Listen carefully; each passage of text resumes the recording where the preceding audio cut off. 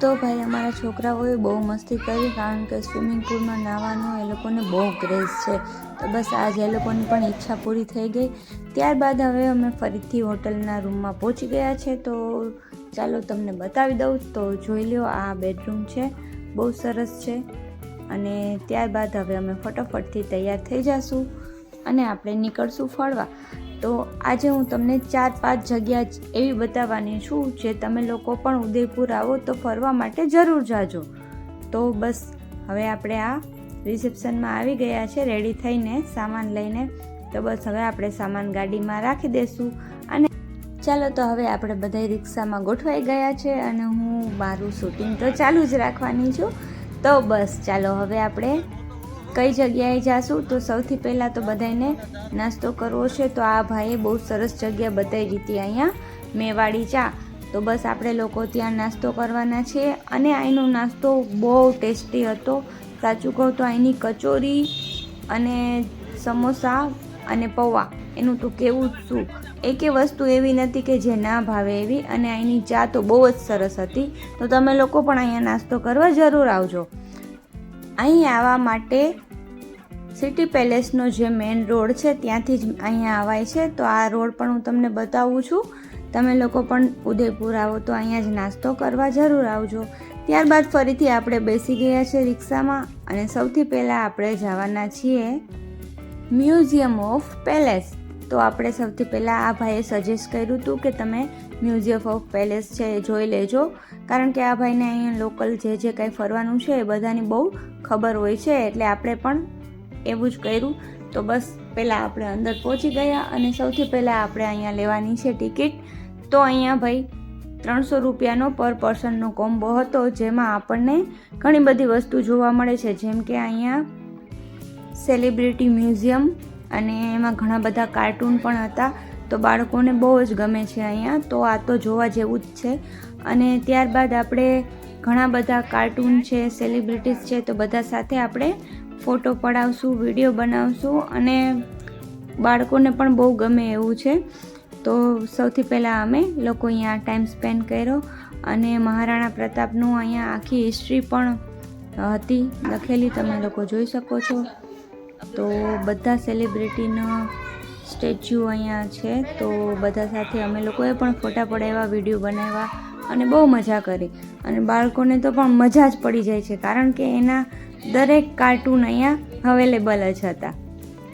તો બહુ મજા કરી. ત્યારબાદ અહીંયા 10 મિનિટનું મૂવી પણ બતાવવામાં આવે છે. તો 3D મૂવી જોવા માટે હવે આપણે જાશું. તો બસ હવે એના માટે આપણે લોકોએ ચશ્મા પહેરી લીધા છે અને ખુરશી ઉપર બેસી ગયા છે. તો ચાલો ફટાફટથી જોઈ લઈએ. ત્યારબાદ પછી આપણે જવાના છીએ હોરર હાઉસ. તો ભાઈ હોરર હાઉસમાં તો પહેલાં બહારનું જ જોઈને મને થોડીક બીક લાગતી હતી, પણ અંદર આ બધા અમારા જંગલીઓ એવી મસ્તી કરતા હતા કે પછી બહુ મજા આવી જોવાની. તો ભાઈ આ ગુજરાતીઓ ક્યાંય અછાના રહે નહીં. હોરર હાઉસ છે તો પણ જો કેવી ધમાલ મચાવી રહ્યા છે અને ફૂલ એન્જોય કરી રહ્યા છે. તો તમે લોકો પણ જરૂરથી જાજો અહીંયા અને એન્જોય કરજો.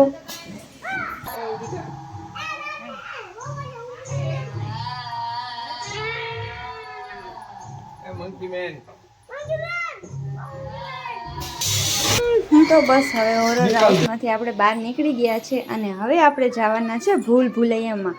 તો તમને જોઈને જ આનંદ આવી જશે. એકદમ લાઇટિંગવાળું જો કેવું સરસ છે, મિરર હાઉસ છે અને એકદમ આ ભૂલ ભૂલૈયા છે, જ્યાં આપણે જોઈએ અહીંયા આપણે સામે ભટકાઈ જઈએ છીએ.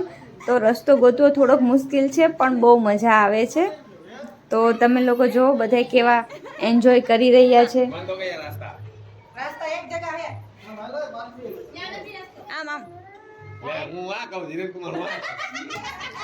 અરે આમાં તો બહુ મજા આવી, કેમ કે જ્યાં રસ્તો ગોતવા જાય ત્યાં રસ્તો જ પૂરો થઈ જાય. આમાં એક બહાર નીકળવાનો સિક્રેટ દરવાજો છે, તો આપણે એ ગોતવાનો છે. તો ચાલો આપણે ગોતીએ.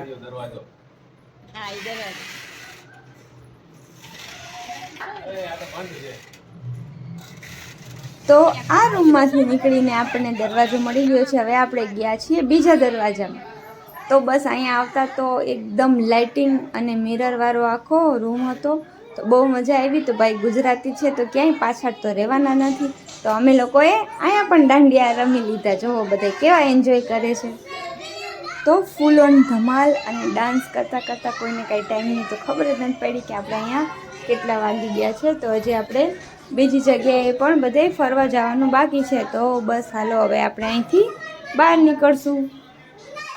તો આ મારો ઉદયપુરનો પાર્ટ 1 છે. હજી પાર્ટ 2 બાકી છે તો જરૂરથી જોજો. એમાં હું તમને સિટી પેલેસ બતાવવાની છું. તો હવે ત્યાર પછી આપણે આવી ગયા છે સેલ્ફી કોર્નર છે આ, અને રાજસ્થાની પરંપરાગત બધી ડિઝાઇન દોરેલી છે. અને આ જે મિરર વર્ક છે તે આખું પરંપરાગત કહેવાય છે કે લોકોના ઘરમાં પણ આવી ડિઝાઇનો કરાવેલી હોય છે. તો બહુ મજા આવી ને અહીંયા ફોટા પાડવાની તો બહુ મજા આવી હતી. ત્યારબાદ બહાર નીકળ્યા ત્યાં આપણને જોવા મળે છે આ કુંભ કલાકૃતિ, પણ ટાઈમ ઓછો હતો એટલે અમે લોકો ત્યાં જઈ નતા શક્યા, પણ તમારા માટે મેં આટલો વિડીયો લીધો છે. હવે આ એક એવું મોટું મંદિર છે, તમે જોઈ શકો છો. દ્વારકાધીશ છે, ખાટુ શ્યામ છે, હનુમાનજી મહારાજ છે, મહાદેવ છે, બધાય. પછી ત્યારબાદ ફરીથી અમે નીકળી ગયા છે રિક્ષામાં, અને હવે આપણે જવાના છીએ આ લેક છે ઉદયપુરનું, ફતેહપુર સિકરી. કદાચ તમે લોકોએ નામ સાંભળ્યું જ હશે, અને બહુ સરસ છે અને બહુ મોટો પણ છે. તો ત્યાં એકદમ શાંતિવાળું વાતાવરણ છે. અહીંયા લોકો એક્સરસાઇઝ માટે, વોકિંગ કરવા માટે આવે છે. અને આ બાજુ બધી ફૂડની તમે રેકડીઓ જોઈ શકો છો. એટલે સાંજે તો અહીંયા કંઈક રોનક અલગ જ હશે. તો અહીંયા શાંતિ લેવા માટે અને બેસવા માટે પણ લોકો આવે છે. તો તમે લોકો પણ આવી શકો છો. તો હવે આપણે પહોંચી ગયા છે આપણા નેક્સ્ટ પ્લેસમાં, સહેલીઓ કી બાદી. તો કહેવાય છે કે આગળના જમાનામાં રાણીઓ પોતાની સહેલીઓ સાથે અહીંયા રમતા હતા, રહેતા હતા અને એન્જોય કરતા હતા. તો બસ આજે આપણે એ જોવાના છે. તો ચાલો આપણે આવી ગયા છે ત્યાં અંદર, અને અંદરનું થોડુંક નજારા તમે જોઈ લ્યો. સેલ્ફી પોઈન્ટ છે આ બધાય, બહુ સરસ. અહીંયા બધાય ફોટા વિડીયોઝ પડે છે, બહુ મજા આવે છે. અહીંયા આપણને અલગ અલગ ફાઉન્ટેન જોવા મળે છે. તો હવે ત્યાર પછી આપણે આવ્યા છીએ બાઇક મ્યુઝિયમ જોવા. તો ભાઈ મેં તો પહેલી વાર જોયું કે બાઇકનું પણ આટલું મોટું મ્યુઝિયમ છે. તો ત્યાં આપણને સિલ્વર, ગોલ્ડ બધી તમે જોઈ શકો છો બાઇક જોવા મળે છે. તો ભાઈ આ જે લોકો બુલેટના શોખીન હોય એના માટે તો જોવા જેવી ખાસ જગ્યા છે. તો આ ટૂર તમને કેવી લાગી મને બતાવજો, અને લાઇક, શેર ને કોમેન્ટ કરજો. Thank you, by.